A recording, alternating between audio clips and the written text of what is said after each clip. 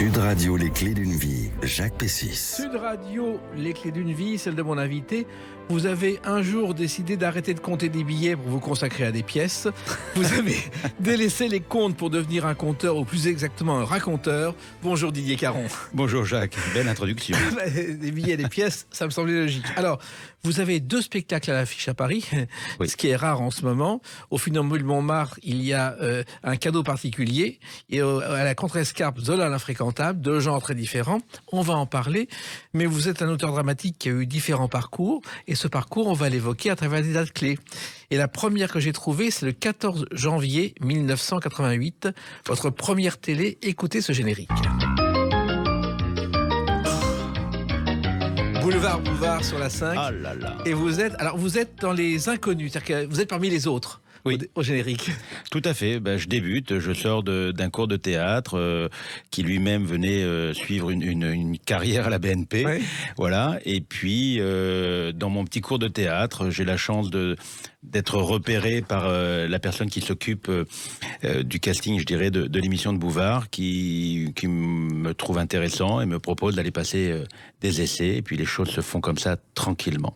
Oui, tranquillement, c'est-à-dire qu'il y a un bar et il y a tout le monde autour, et vous n'êtes pas parmi les stars de l'émission au départ, Didier Caron. Pas du tout, non. En plus, on a voulu me préserver. J'arrive, je suis un petit genou, donc on me dit d'écrire un sketch de temps en temps, pas trop, pour pas user. Puis c'était une école très dure, très âpre. Bouvard était quelqu'un de très exigeant et très impressionnant. Voilà. Il se trouve qu'il avait commencé avec le théâtre de Bouvard, et puis Silvio Berlusconi lui a proposé de passer sur la 5, oui, où il a fait 3 émissions. Il y a eu Boulevard Bouvard, Bouvard et compagnie, et ensuite le bar des ministères. Oui. Et à chaque fois, vous avez été là, Didier Caron. Oui, petit à petit, j'ai fait mon trou, et puis je suis devenu un personnage qui, semble-t-il, plaisait et à Bouvard et aux spectateurs. Et je crois que la première fois qu'on vous met au générique, c'est le 4 janvier 89 dans Bouvard et compagnie. Je ne sais pas, mais sûrement. C'est une façon d'apprendre son métier. Absolument. Ah oui, très grande école. Hein. Très grande. Parce qu'il fallait travailler très vite. Bouvard était entre ses émissions, entre ses journaux, donc et il fallait aller très vite pour les sketchs. Et c'était une épreuve quand on passait l'audition dure, très violente, et on apprenait très vite à apprendre les textes. Et donc c'est une très bonne école. Et en même temps, c'était oui ou non tout de suite pour le texte. Immédiatement. Voilà. Et au moins c'était clair. Ça. Oui, on n'attendait même pas parfois la fin du sketch. Ouais. Au bout de quelques phrases, on entendait « merci ». Et hop, on dégageait. Il y avait Muriel Robin, il y avait Taxi, il y avait Jackie Sardou aussi qui était là régulièrement. Alors effectivement, vous sortez de la banque, où vous auriez pu faire une très belle carrière, Didier Caron. Je ne sais pas. Vous étiez employé à la BNP. J'étais employé à la BNP. Je crois que je m'occupais surtout de l'animation. Hein, j'ai l'impression, d'après ce qu'on me laissait entendre. Mais en même temps, très honnêtement, ça m'a servi beaucoup plus tard quand j'ai eu mon théâtre, parce que j'avais eu un peu ce pied dans le réel, dans compter, dans savoir ce qu'était un sou, je dirais. Et ça m'a permis d'avoir une autre expérience que celle simplement de la comédie, de jouer, de faire l'artiste entre guillemets. Et ça m'a vraiment servi quand j'avais le Théâtre Michel. Et comment vous êtes arrivé à la banque et pourquoi, Didier Caron? Alors, j'avais une sensation dans la vie que j'étais un peu perdu à la fin de l'adolescence, mais j'avais une certitude, c'est que ma vie allait être une passion. Mais je ne savais pas laquelle. À l'époque, je faisais un petit peu de batterie, il y avait le golf de Rouault qu'on avait gagné, je faisais un petit peu de bande dessinée, je faisais un petit peu toutes ces choses-là. Ma sœur faisait du théâtre en amateur, moi je trouvais ça ridicule. Oui. Je trouvais ça ridicule, je faisais du football à un niveau national, mais je savais qu'arrivait un moment, je ne serais pas professionnel.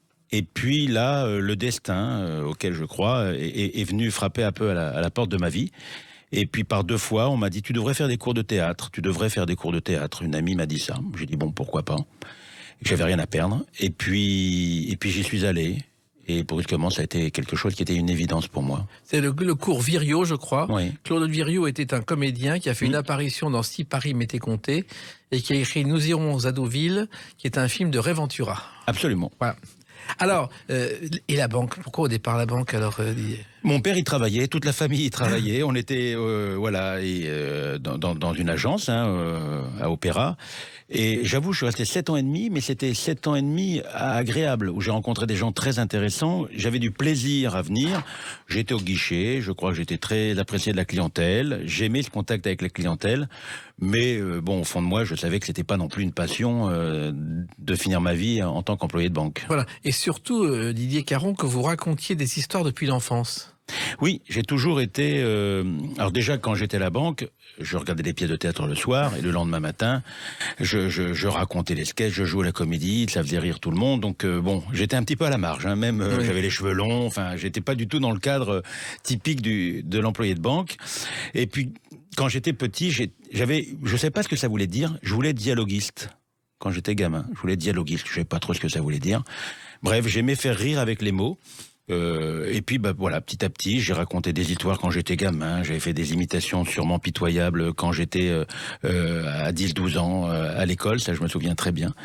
Et puis, il y a eu une révélation, c'est tout bête, mais j'ai encore cette sensation alors que j'ai 59 ans bientôt. J'étais en CM2 et la professeure nous avait demandé d'écrire la suite du livre de la jungle, une rédaction. Je l'ai encore à la maison, hein. J'avais eu 12 sur 20. Hein. Et je me souviens de la sensation de liberté que j'ai ressentie quand j'ai commencé à écrire la suite, où je me disais, mais je peux aller où je veux, je peux écrire ce que je veux, je peux aller n'importe où. Ce vent de liberté, je le ressens encore aujourd'hui, ça a été une révélation.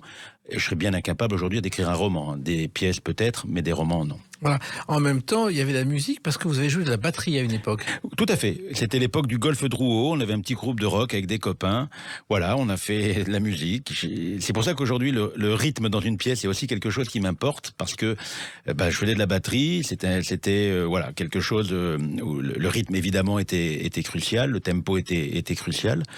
Et donc, à un moment, j'ai hésité entre faire de la musique et faire de la comédie. Je crois que vous aviez participé au tremplin du vendredi au Golfe Drouot. Exactement. Et on l'avait gagné. Et alors, ça a amené quoi ? Ça a amené qu'à un moment, on a pu enregistrer un disque et j'étais face à deux perspectives. Soit j'allais à droite et je faisais de la musique, soit j'allais à gauche et je faisais de la comédie. J'ai eu peur de la musique, j'ai eu peur de l'environnement. Je me sentais peut-être inconsciemment plus armé à aller vers l'écriture. Et ce disque existe, Didier Caron ? Vaut mieux pas. D'accord. Mais vous venez de la batterie, il faut savoir que les premières batteries sont apparues, je ne sais pas si vous le savez, sur les bateaux à aube au début du XXe siècle à Nouvelle-Orléans. Et pourquoi des batteries ? Tout simplement parce qu'on était assis et comme le bateau bougeait, ça permettait de jouer de la musique sans problème. C'est comme ça que c'est né. Superbe. Alors, votre première aventure au théâtre, je crois, ça a été Charité bien ordonnée. Oui, tout à fait.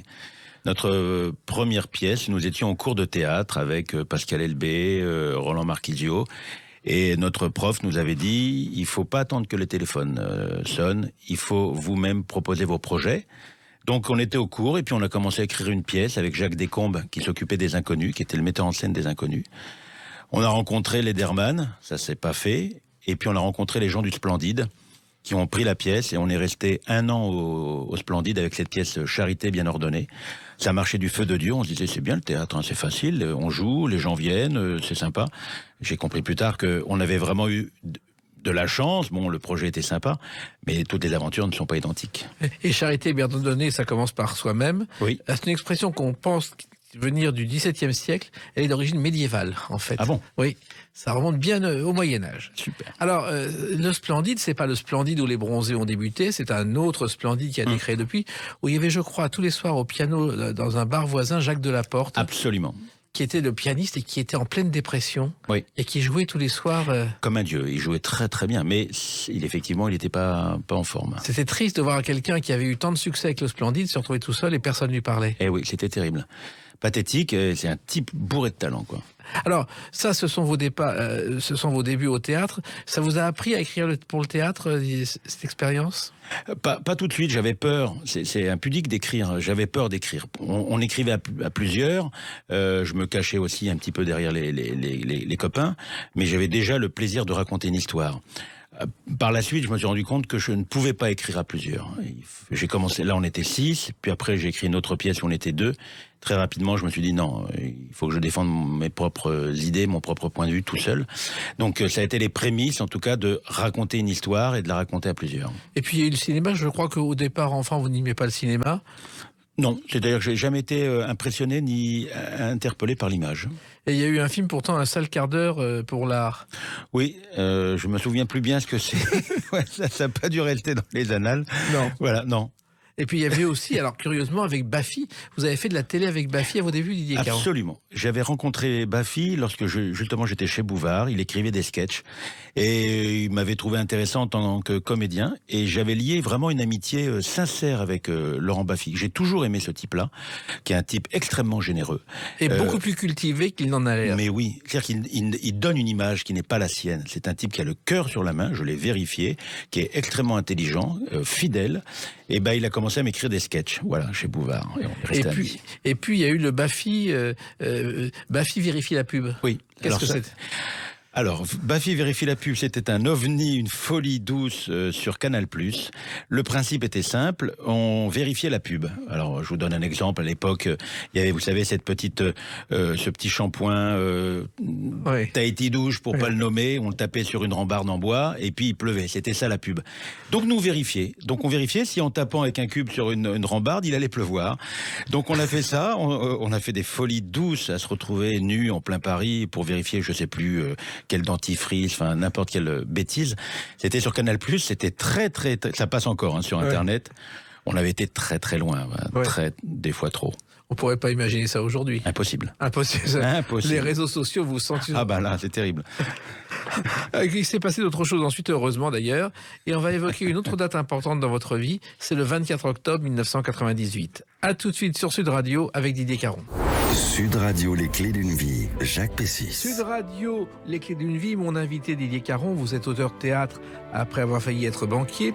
Il y a 2 pièces à l'affiche en ce moment à Paris, au Funambule Montmartre, un cadeau particulier, une comédie, et puis un spectacle beaucoup plus dramatique, Zola l'infréquentable au théâtre de la Contrescarpe, on va en parler tout à l'heure. Oui. Ça prouve vos dons d'ubiquité, si j'ose dire. Et puis, il y a une date importante pour vous aussi, et ça dira quelque chose à celles et ceux qui nous écoutent, 24 octobre 1998. Écoutez ce générique. Blague à part. Blague à part, c'est 57 épisodes de 24 minutes qui ont changé votre vie, Didier Caron. Oui, j'ai un brin d'émotion en entendant ce générique, parce que ça a été 3 années folles, drôles, riches à tout point de vue, émouvantes sur Canal, puisqu'on était les précurseurs avec H des séries, des sitcoms, ça s'appelait comme ça, sitcoms à l'américaine. C'était fait avec une grosse équipe derrière nous. Je faisais partie des récurrents avec Éric Logérias, Christiane Bopp, Roland Marquisio, Soral, Agnès. Et 3 ans, de riches, drôles. C'était beaucoup de nostalgie. Alors vous étiez Robert Bino, présentateur d'une émission de téléachat. Oui. Vous connaissiez le téléachat avant de jouer ce rôle ? Non, maintenant je le connais. Il faut savoir que c'est Bellemare qui l'a importé des États-Unis et qu'au départ personne n'en voulait du téléachat. Il a vu ça à New York, comme il a d'ailleurs découvert la caméra invisible, Candide Caméra à New York. C'est du Bellemare. D'accord. On l'a oublié. Comment vous vous êtes retrouvé dans cette aventure écoutez, comme je vous l'ai dit tout à l'heure, moi je crois beaucoup aux signes et je crois beaucoup au destin. On m'avait repéré au théâtre et puis le prénom de mon personnage l'appelait Robert, comme mon père. Et quand j'ai lu la Bible du projet, il y avait une expression que ce personnage disait qui était exactement la même phrase que mon père employait. Et j'ai pris ça comme un signe. Donc je me suis battu vraiment pour essayer d'être le meilleur possible aux essais. Ils m'ont choisi tout de suite. Je sais pas, peut-être que c'était écrit ainsi. J'ai plutôt cette croyance et donc ça m'a porté, ça m'a motivé. Puis voilà, le reste. Et ça a changé votre vie, Didier Caron ? Oui, parce que déjà, on faisait de la télé tous les jours, on travaillait régulièrement. Il y avait une assise financière aussi importante. J'ai rencontré des gens formidables, Éric Logérias notamment, avec lequel j'ai continué à travailler. Je retrouvais mon copain Marquisio. Donc, puis je découvrais la maison Canal+, donc qui était une belle maison. Donc 3 ans, 3 saisons, et puis la série Blague à part était extrêmement appréciée, quoi. C'était vraiment, on faisait les choses avec qualité, c'était pointu. Donc oui, c'était vraiment un grand bonheur. Puis, il fallait apprendre les textes très très vite. Très vite, puisqu'on tournait un épisode, le tournait sur toute la semaine. Donc on arrivait le lundi, on se disait bonjour, on mangeait, on prenait le texte, et à partir de ce lundi après-midi, on commençait à apprendre les textes, puisque le mercredi, on captait certaines images, et le vendredi, on captait aussi les images en studio, mais avec du public. Comme Friends aux États-Unis, qui a duré 10 ans. Absolument. C'était l'école américaine qui arrivait en France. Absolument, c'est pareil. Alors, ça a été un rôle qui vous a rendu populaire en plus. J'ai l'impression, on m'en reparle toujours. Alors maintenant, avec les années, on me dit je vous regardais quand j'étais petit. Voilà. Donc j'assume cette phrase maintenant. Et Didier Caron, dans cette série Blague à part, il y avait aussi les sosies de Johnny et d'Elvis Presley. Oh, je me souviens plus de ça. On a tellement tourné d'épisodes de folie. En plus, moi, j'avais un personnage où on me faisait faire tout et n'importe quoi. C'est-à-dire je me suis retrouvé, par exemple, à imiter Freddie Mercury dans son, vous savez, I Want to Break Free, avec la petite passer l'aspirateur.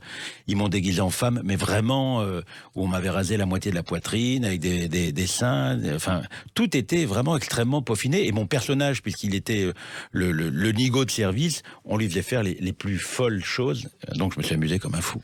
Et puis il y a eu quelque chose aussi qui a compté dans votre vie. Didier Caron, c'est une pub pour une marque de lait. C'est vrai. C'est vrai, on en a beaucoup parlé. C'était Étienne Châtillaise. Lisa, c'est quoi ces notes? Qu'est-ce que c'est que ces notes? Une bouteille de lait, une marque très connue, voilà.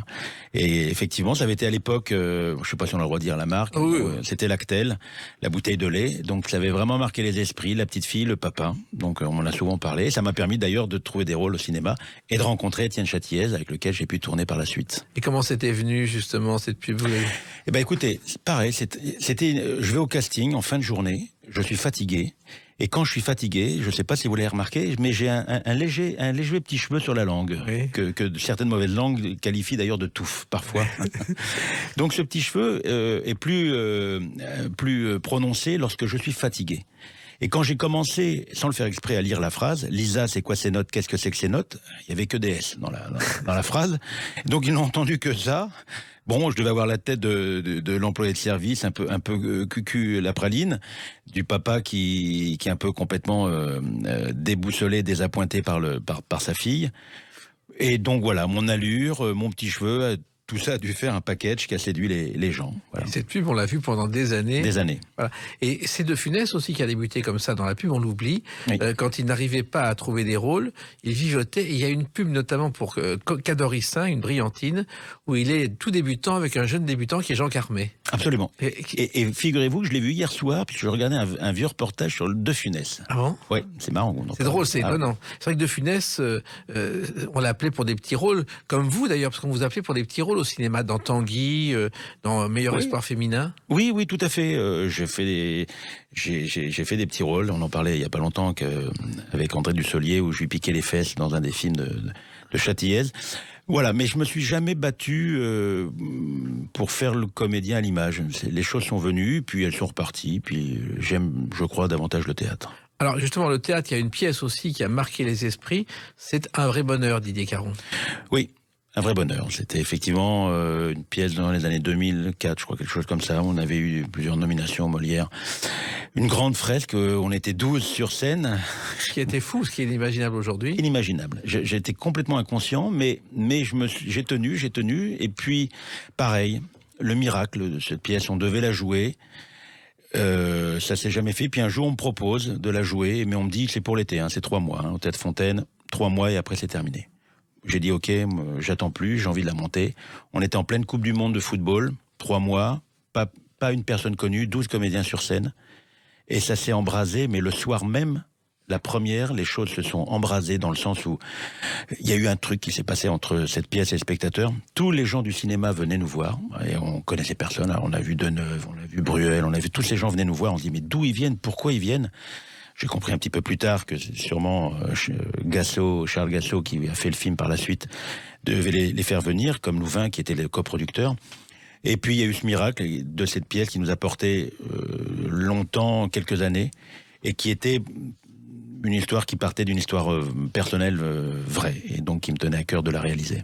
L'histoire, c'était une femme qui se marie, et la nuit de noces, enfin le jour de la noce, elle s'aperçoit qu'elle est amoureuse d'un autre. Voilà, c'est ça. C'est-à-dire que au moment où elle va pour se marier, le témoin, son témoin, le témoin de la mariée, lui avoue qu'il l'a toujours aimée. Et elle, finalement, si c'était révélé avant, elle se serait peut-être pas mariée. En plus, elle s'est mariée avec le copain. Tout ça, c'est les copinages.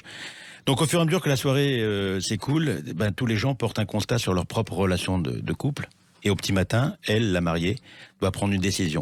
Rester avec son mari ou partir avec le témoin. Et en fait, jusqu'au dernier moment, les gens ne savaient pas. Il y avait beaucoup d'amour dans cette pièce-là. Les gens partaient avec beaucoup d'amour également, parce que ils s'étreignaient, on les voyait. Et oui, c'était plutôt, c'était une comédie. On riait beaucoup, puis il y avait beaucoup de choses tendres et émouvantes. Voilà. Comment expliquer ce succès?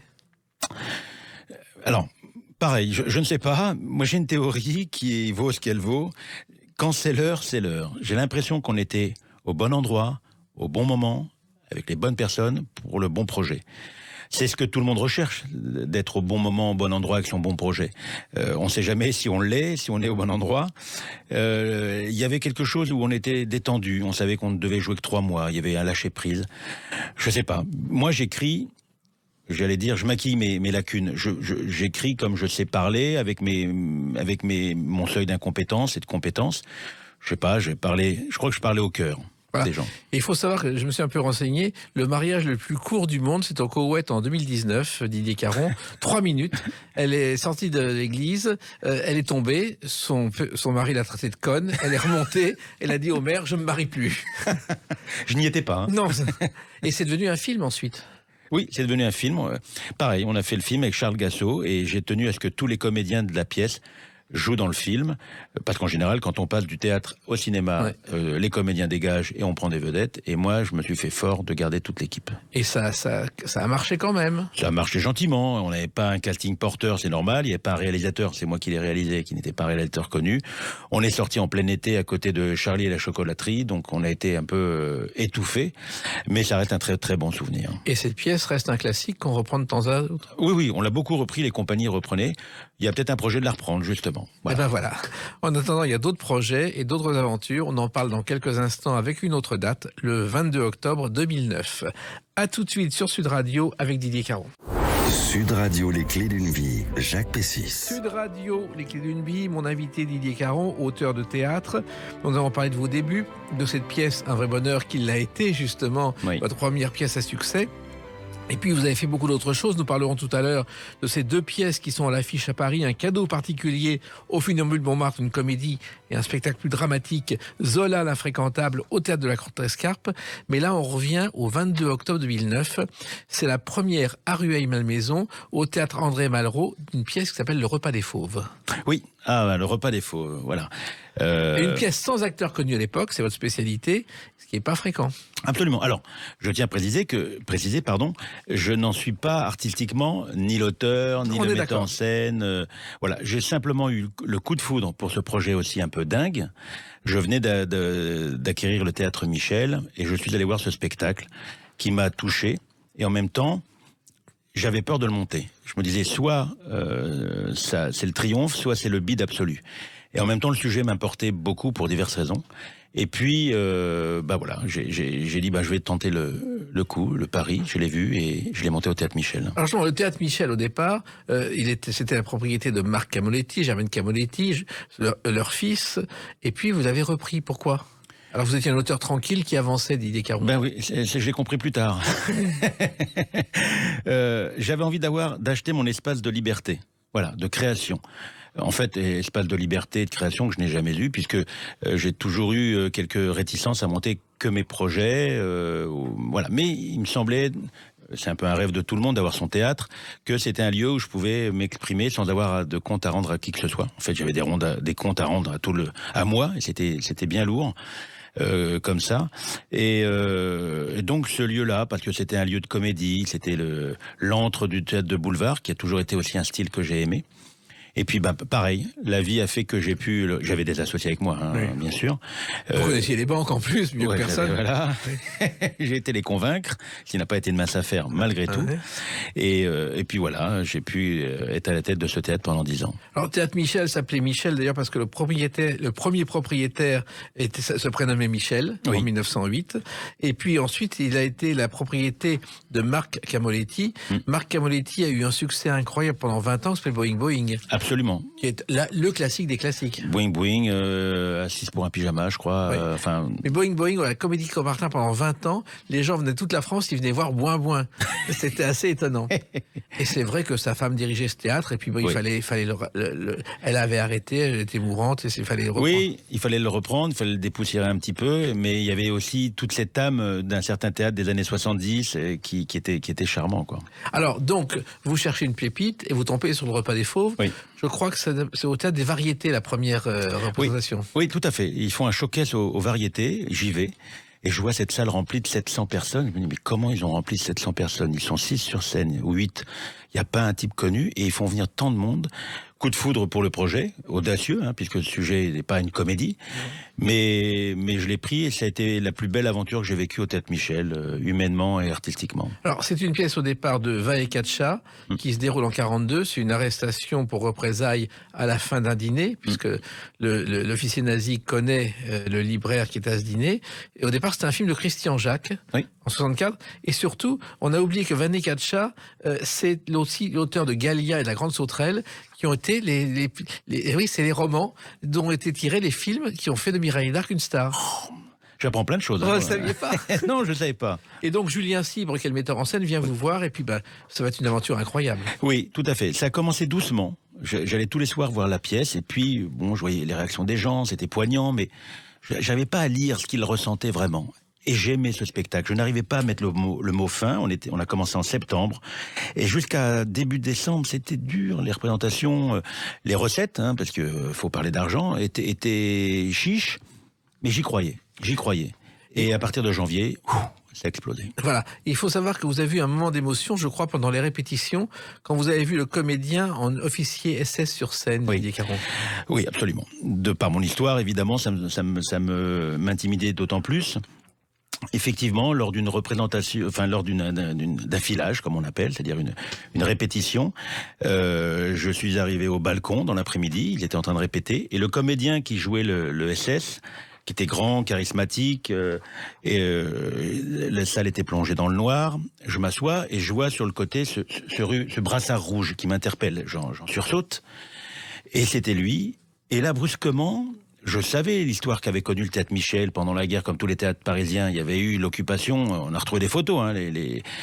Et là, j'ai fait un transfert et je me suis dit, ce type qui est à côté de moi, c'est un comédien, mais j'avais l'impression d'être en 40. En plus, il avait enlevé son revolver, il l'avait posé sur la rambarde, là. Je me suis dit, mais ce type-là, il peut me tuer. J'étais parti dans un truc de dingue, très émouvant, quoi. Et en même temps, cette pièce a été un véritable succès. Il y a eu 3 Molières, je crois, vous l'avez joué 600 fois. 3 Molières, on aurait pu continuer d'ailleurs, il y a eu une grosse tournée, et puis on avait un mois d'avance de réservation, moi c'est ce que je découvrais ça en tant que directeur, j'étais comblé. Tout le monde est venu, c'était un spectacle, c'est ce que j'aime, une troupe, une histoire, pas de vedette, et on riait, et en même temps il y a beaucoup d'émotions. D'ailleurs ce spectacle a été repris en Angleterre dans une université en 2016, l'université d'East Anglia, pour la première fois en Angleterre. Super. Voilà. Et il pourrait reprendre un jour parce que oui, ça a failli se faire et puis je ne sais pas où ça en est. Et à l'époque, il n'y avait pas beaucoup de spectacles sur l'occupation, c'était assez nouveau. Oui, tout à fait. Et puis le pitch de l'histoire est formidable. C'est un truc de dingue. Les gens arrivaient à s'identifier, à se dire mais si on avait été dans cette situation en 40, qu'est-ce qu'on nous aurions fait, quoi. Donc il y avait aussi cette identification qui marchait à plein auprès des spectateurs. Et puis donc il y a le Didier Caron, directeur de théâtre, et vous avez quand même travaillé, mais pour d'autres théâtres, comme par exemple avec cette voix que vous allez reconnaître. Oui, j'ai toujours eu horreur qu'on me pose des questions. D'abord parce que je n'aime pas y répondre. Alain Delon, et ensuite, La route de Madison. Oh là. Oui. Ça, c'est une aventure incroyable. Alain Delon et Mireille d'Arc réunis sur scène à Marigny. Absolument.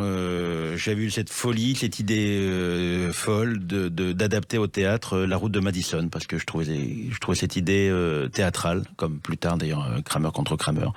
Pareil, la vie m'a amené peu à peu à me retrouver face à Delon et d'Arc, et c'était un moment de dingue. Mais comment est venue l'idée de prendre Alain Delon et Mireille d'Arc? C'est pas moi qui l'ai eu, l'idée, c'est Philippe Hersen qui était le producteur du spectacle, qui connaissait Alain Delon Et visiblement, il lui a proposé et il a dit banco, mais il faut qu'il y ait Mireille d'Arc. Donc moi, après, les choses m'ont totalement échappé. Voilà. On s'est rencontrés, j'étais très ému. Puis ça a donné un énorme succès populaire. Quoi. Oui, il était heureux de jouer avec Mireille d'Arc. Oui. Et avant d'entrer en scène tous les soirs, je ne sais pas si vous le savez, Didier Caron, il m'avait dit un jour, parce que j'étais en coulisses pour d'autres raisons, il m'avait dit je vais les bouffer. Il disait toujours en parlant du public, je vais le bouffer. Ah non, je ne savais pas. C'est extraordinaire. Vous m'apprenez beaucoup de choses, Jacques, ce soir. Hein. Ben, ça, on en apprend sur vous. Et surtout, alors, ça a été un énorme succès. Et Kramer contre Kramer, au départ, c'est un film. Oui. En faire une pièce de théâtre, c'est totalement fou. Oui. Mais je sais pas, ça me porte. J'y voyais quelque chose de théâtral également. C'était plus compliqué à monter parce qu'il y avait des enfants dans la pièce. C'était avec Diefenthal et Gwendoline Damon qui étaient formidables. Petite fille de Jean Anouilh. Voilà, absolument. On a monté ça au Bouffe Parisien. Et je crois qu'on a fait un beau projet. C'était très émouvant également. En fait, j'adapte tout ce que fait Meryl Streep, faut le savoir. Hein. Donc, voilà. Voilà, vous êtes un fan. Mais en même temps, il faut l'autorisation d'adapter. Oui, on l'a eu. C'est un parcours du combattant. On a eu Avery Corman, l'auteur de Kramer, est venu en France nous voir. J'aurais rêvé qu'on monte ce projet aux États-Unis parce que je crois que l'adaptation était plutôt pas trop mal. Quoi. Et ça, c'est pas fait. Pas pour l'instant. Ça viendra. Et puis alors, dans un genre très différent, il y a eu Coiffeur pour dames en tournée. Absolument, qui était style Magnolia, une pièce américaine qui avait déjà eu du succès à l'époque sous un autre titre. C'était Michel Larocque qui l'avait adapté. Oui. Pareil, c'était un gros succès dans un salon de coiffure, des femmes qui se retrouvent, et c'était voilà, un très gros succès également au Michel. C'est assez rare d'ailleurs parce qu'en général les pièces sont françaises, mais les pièces américaines on les adaptera pas en France, sauf celle de Broadway, Didier Caron. Oui. Alors moi c'était des romans, là c'était comme d'ailleurs on a adapté par la suite Colombo. Je sais pas si on va en parler. Bien sûr. On va en parler, donc pareil, ça venait. Je fais venir ces projets ils traversent l'Atlantique. Et pourquoi c'est venu comme ça? C'est une passion? Non. Alors, c'est rare, encore une fois. Alors, sans faute, je trouve ça facile d'adapter. Voilà, je vais être très honnête, je trouve ça facile d'adapter. C'est pas moi qui ai l'idée originale, donc bon, on adapte. J'ai cette vision comme ça théâtrale des choses. Je trouve ça agréable. Pour l'instant, ça m'a plutôt souri, et je trouve ça presque, plus simple que de partir de rien et d'écrire une pièce en partant d'une page blanche. Voilà. Et justement, Colombo, voici le générique.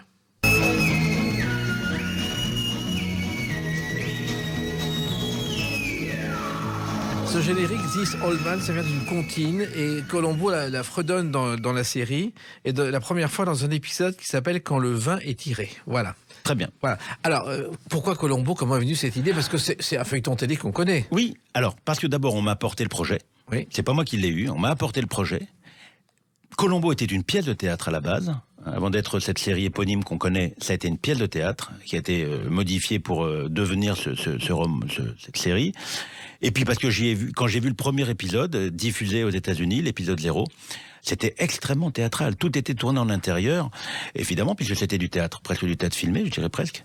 Et je trouvais ça intéressant, je l'ai pas fait, mais d'avoir ce côté un peu interactif même avec le public pour savoir si le public allait trouver ce fameux indice, ce petit détail que Colombo nous sort à la fin. Et je trouvais ça très théâtral avec du vrai suspense.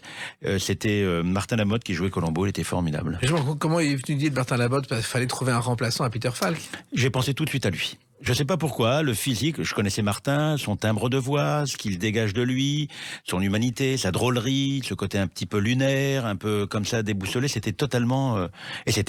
Et en plus, on ne copiait pas Peter Falk. On a créé un autre personnage, mais on gardait les traits de caractère de Peter Falk, de Colombo, ce côté un peu espiègle, lunaire, très intelligent.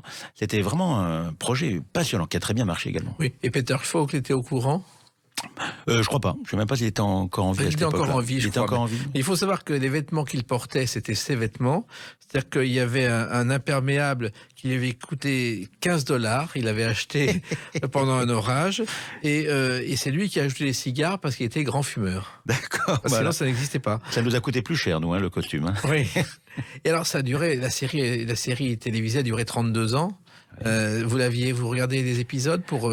J'en ai regardé, et puis j'ai lu beaucoup. Il y a eu beaucoup de choses qui ont été écrites sur Colombo, mais pointues, hein, sur vraiment une lutte des classes qui était sous-jacente à l'écriture. Donc oui, je me suis vraiment intéressé. Mais en même temps, c'est une série unique dans l'histoire de la télévision. Oui. Et ce qui est amusant, c'est quand on revoit la série à la télé, on voit que ce sont les mêmes décors, ils ont un peu changé la décoration, mais c'est le même intérieur bourgeois en général. Donc voilà, les doublages, il y a deux voix, il y a deux types qui doivent doubler, mais on les retrouve dans tous les personnages. Voilà. Mais à l'époque, ils avaient ce charme incroyable, quoi. Voilà. Et en même temps, Peter Fox ajoutait des phrases en improvisant totalement. Il demandait un stylo, il fouillait dans ses poches, ce qui fait que ça déstabilisait tout le reste des comédiens et il y avait beaucoup de problèmes dans les tournages. Ah, je savais pas. Vous, c'était beaucoup plus rigoureux. On a essayé, en tout cas. Et alors mais ça marchait bien. Alors au début, Martin a eu quelques petits trous de texte, mais ça allait bien avec le personnage. Mais non, il fallait vraiment... Parce que, en fait, c'est ce que je disais. Dans notre adaptation, il y avait deux gestes importants à voir pour trouver la clé. Et ces deux gestes, il fallait vraiment qu'on les souligne sans que ce soit trop appuyé. Donc, il fallait pas les oublier. Voilà. Et on les a jamais oubliés, d'ailleurs. Voilà. Et nous, on va pas oublier la date dont on va parler dans quelques instants, le 3 octobre 2022. À tout de suite sur Sud Radio avec Didier Caron. Sud Radio, les clés d'une vie, Jacques Pessis. Sud Radio, les clés d'une vie, mon invité est Didier Caron, donc auteur de théâtre. On a parlé de tout ce que vous avez fait, mais vous êtes à nouveau à l'affiche et on va évoquer deux spectacles qui sont à l'affiche en même temps à Paris, très différents. D'abord, le 5 octobre 2022, c'est la première de Zola, l'infréquentable, une pièce qui est basée sur un fait historique, J'accuse, mais en même temps, dont on ne connaissait pas vraiment l'origine. Absolument. En fait, ça raconte l'histoire vraie, mais peu connue, de cette rencontre entre Zola et Léon Daudet. Le fils d'Alphonse Daudet. Le fils d'Alphonse Daudet. Zola était ami d'Alphonse Daudet, qui était Alphonse, un antisémite comme plein d'autres à cette époque-là. Et ce jeudi soir, Zola dîne chez Alphonse Daudet. Ils sont très amis. Ils sont très amis. Oui. Et Léon Daudet, le fils d'Alphonse, rentre de l'école militaire où il a assisté à la dégradation du capitaine Dreyfus et où il doit préparer son article pour le journal du Figaro du lendemain. Et la façon dont il parle de cette dégradation révulse totalement Zola, qui n'est pas tellement au courant de l'affaire puisqu'il est à Rome en train d'écrire son prochain roman. Et la façon dont Léon Daudet en parle, le lance littéralement dans cette histoire. Enfin, lui, il jugeait ça comme une histoire. Et d'ailleurs, Léon Daudet lui dit non, c'est une affaire. Et ça va le propulser dans ce qui va devenir plus tard J'accuse. Mais curieusement, on ne sait pas cette anecdote. On sait qu'il a défendu Dreyfus, mais on ne sait pas comment c'est né. Comment avez-vous trouvé ces éléments, Didier Caron ? Pareil, je dirais le hasard. Moi, je suis pas un spécialiste, je suis pas un biographe de Zola. Et la directrice du théâtre de la Contrescarpe voulait travailler sur un personnage historique. Je lui propose Zola, et elle était évidemment d'accord. Et j'ai mis un temps fou à trouver un angle intéressant, parce qu'il fallait qu'il y ait quelque chose d'un peu de pédagogique dans la pièce de Zola l'infréquentable, mais en même temps d'une pièce, donc avec des conflits, avec un enjeu, avec une tension dramatique. J'ai cherché, puis je suis tombé sur le grand biographe de Zola, Henri Mitterrand. Il y avait eu un hors-série sur un journal, Le Monde, je crois, ou Le Figaro. Et puis, au détour de l'article, je tombe sur cette anecdote-là. Et j'ai été creuser, j'ai été découvrir aussi qui était ce Léon Daudet, que je ne connaissais pas du tout, qui est un personnage sulfureux. Et j'ai découvert plein d'anecdotes, plein de motivations de Zola dans cette affaire, de qui il était, puisque je le connaissais assez peu. Et donc ça donne une pièce où on apprend beaucoup de choses sur l'engagement de Zola, dans la défense de Dreyfus. On apprend aussi ce qu'était cette France antisémite de l'époque, qu'il l'est malheureusement encore toujours. Donc tout ça m'a passionné et donne cette pièce Zola l'infréquentable. Voilà, donc qui est à la Contrescarpe. Et donc vous évoquez cet article dans l'Aurore. Il faut savoir qu'à l'époque, quand le J'accuse est sorti, l'Aurore était un tout petit journal de vie culturelle tiré à 3000 exemplaires. Absolument. Et de centre-gauche, qui s'occupait effectivement, puis on en parle aussi dans la pièce, qui s'occupait plutôt de tout ce qui était littéraire et culturel. Et puis c'est le seul qui a accepté d'accueillir cet article de Zola. Et d'ailleurs, l'article a été revu par Georges Clemenceau, qui a changé le titre. Oui, le J'accuse vient de Clemenceau, hein. C'est pas Zola.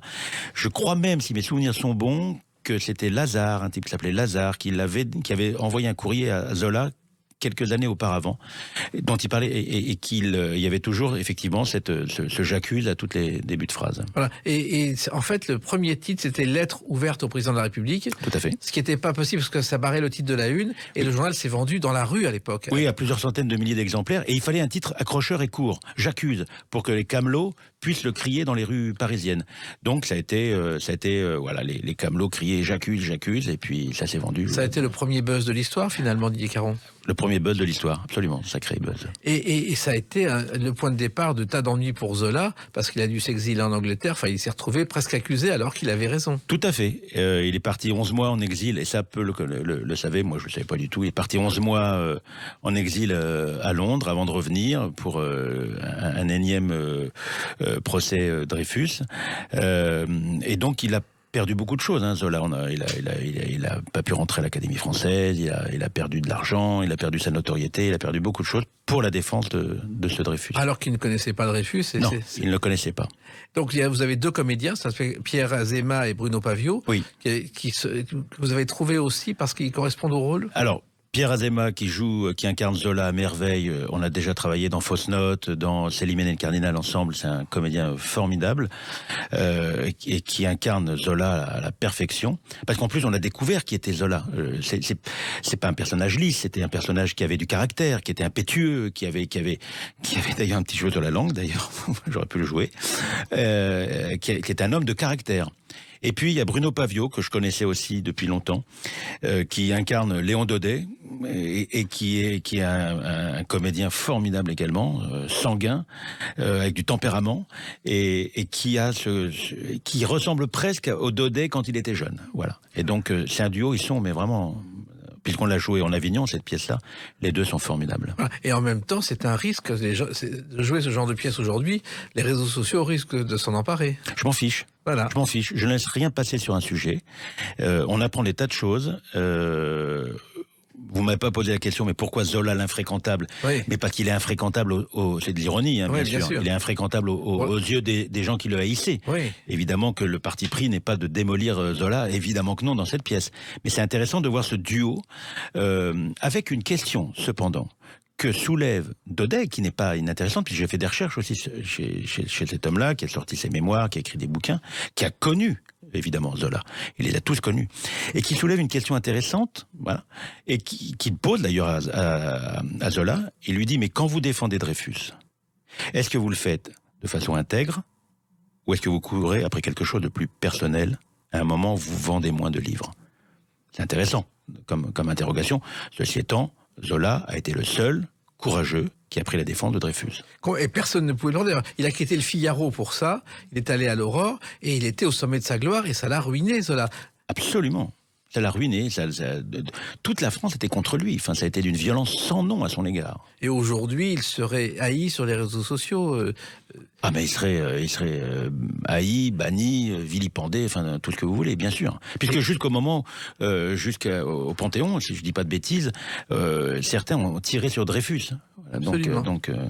Et il y a quelqu'un d'autre qui a défendu Dreyfus, c'était en 1997, c'est celui-ci. J'ai vu souvent mon père s'assombrir tout à coup quand j'évoquais l'affaire, comme on disait chez nous. Yves Dutheil, qui est le petit-neveu d'Alfred Dreyfus. Incroyable. Qui a gardé ce secret de famille pendant des années, qui en a fait une chanson, et qui d'ailleurs est allé aux cérémonies en hommage à Dreyfus lorsqu'il y a eu quelques événements, voici quelques années. Incroyable. Vous devriez prendre contact avec lui, je suis sûr qu'il serait heureux de voir la pièce. Oui. Et il a dit à l'époque qu'il avait fait cette chanson pour célébrer l'héroïsme et la loyauté incroyable de Dreyfus, mais aussi le destin de Zola. Absolument. Car sans ce destin, sans cette affaire, Zola aurait été sans doute beaucoup plus... Il serait d'abord entré sûrement à l'Académie française, il aurait sûrement été à écrire d'autres romans, et puis... Puisque la question s'est posée, a-t-il été assassiné ou pas? Voilà. Est-ce que c'est la conséquence? Voilà. Je ne dis pas qu'il serait encore en vie aujourd'hui, mais il aurait fait peut-être quelques années en plus. Alors, c'est au théâtre de la Contrescarpe. Oui. Et ce théâtre, d'ailleurs, ça s'appelait La Mouffe à une époque.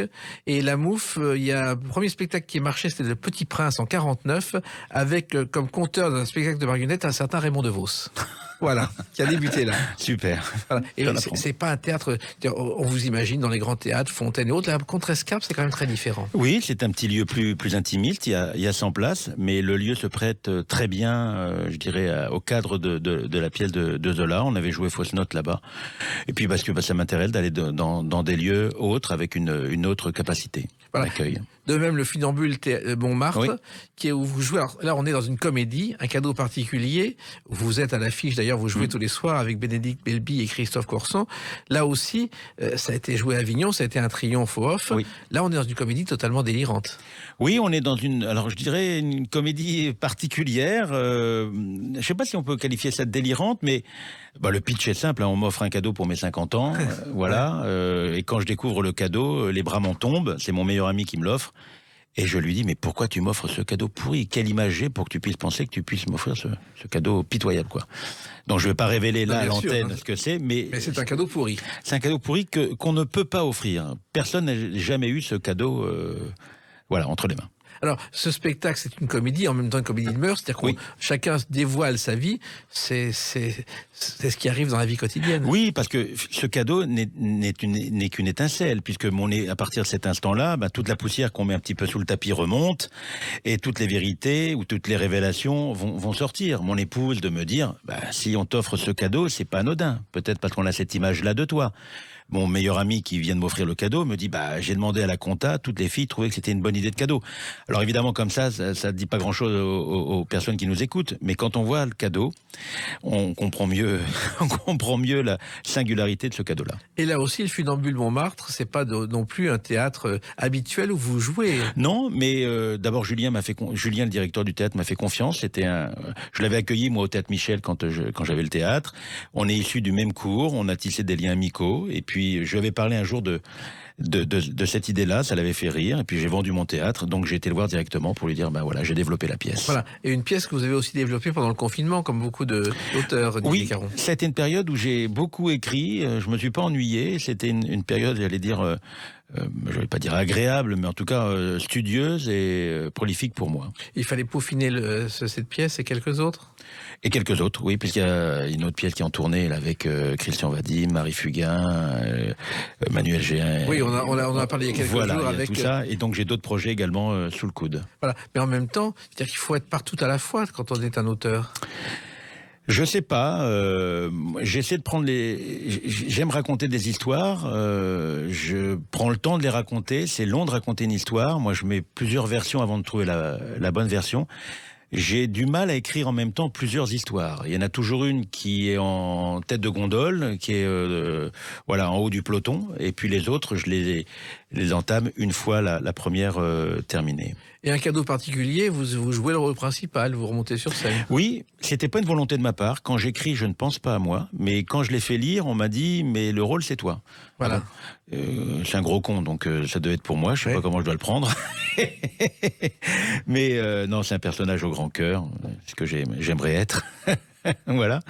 Mais c'était pas une volonté de ma part de m'écrire un rôle. Ça n'a jamais été la façon dont je travaillais. En même temps, vous aimez être en scène et en coulisses, parce que vous mettez en plus le spectacle en scène. Voilà, je fais un peu tout. Ce que j'aime avant tout, c'est d'écrire, mais je suis content d'être le soir sur scène, de revoir mes amis, parce que on se voit avant le plateau, on se voit sur le plateau, on se voit après le plateau, donc ça reste très agréable. Et il y a une chose très particulière dans ce cadeau particulier, c'est ce qu'on appelle un arrêt sur image à la télévision, Didier Caron. Oui, c'est la première fois que je faisais ces petites choses-là, voilà. J'avais envie de casser un petit peu la façon de raconter des histoires que j'avais auparavant. Donc effectivement, on arrête l'intrigue et on s'adresse au public. Et les gens aiment ça, vraiment. Et les cadeaux, vous aimez ça? Oui. Parce qu'en général, moi je me souviens de Pierre Tchernia et Jean Carmet qui avaient un cadeau, c'est-à-dire que Pierre Tchernia arrivait pour dîner chez Carmet avec une bouteille de champagne, qu'il remerciait, c'est magnifique, et quand Carmet allait chez Tchernia, il arrivait avec la même bouteille de champagne, c'était magnifique, et ça a duré pendant des années. Ils avaient le sens de l'humour. Exactement. Mais l'humour aujourd'hui, dans le théâtre, finalement, c'est ce qu'il y a de plus important. Et puis arriver à faire les deux, c'est pas évident de faire du tragique et de l'humour. Oui, moi j'aime faire rire et j'aime l'émotion, j'aime être sérieux. Dans l'humour, il y a du sérieux également. Et faire rire, c'est vraiment pas facile de toute manière. Oui, et faire rire gratuitement, non. Mais il faut qu'il y ait un sujet de société derrière. Oui, j'aime bien quand il y a un petit peu de fond, ou alors quand les personnages ont une vraie histoire, ont de la chair, ont de la dimension. Un cadeau particulier, Zola l'infréquentable, c'est à Paris, mais ça ira ensuite dans toute la France. Absolument. Et non, j'allais dire une chose, mais si j'en parle, je vais dévoyer le contenu du cadeau. Donc je ne peux pas en parler. Mais nous sommes en tournée effectivement à partir de début janvier avec un cadeau particulier. Voilà. C'est au Funambule Montmartre du mercredi au samedi à 19h ou 21h, le dimanche à 16h selon les semaines. Oui. Et la Zola l'infréquentable, eh bien c'est les mercredis, jeudi, vendredi à 21h et le samedi à 20h30, dimanche à 16h30 au théâtre de la Contrescarpe. Absolument. Vous arrivez à faire les deux à la fois quelquefois? Et je vais jouer, donc je vais pas pouvoir voir Zola tout le temps. Je vais essayer de filmer la pièce pour que je puisse faire un peu mes petites notes de metteur en scène. Voilà, et en même temps, celles et ceux qui nous écoutent iront le voir à votre place. Absolument. Merci Didier Caron, et revenez quand vous voulez, puisque vous avez tellement de choses à raconter. Merci à vous. Les Clés d'une vie, c'est terminé pour aujourd'hui. On se retrouve bientôt. Restez fidèles à l'écoute de Sud Radio.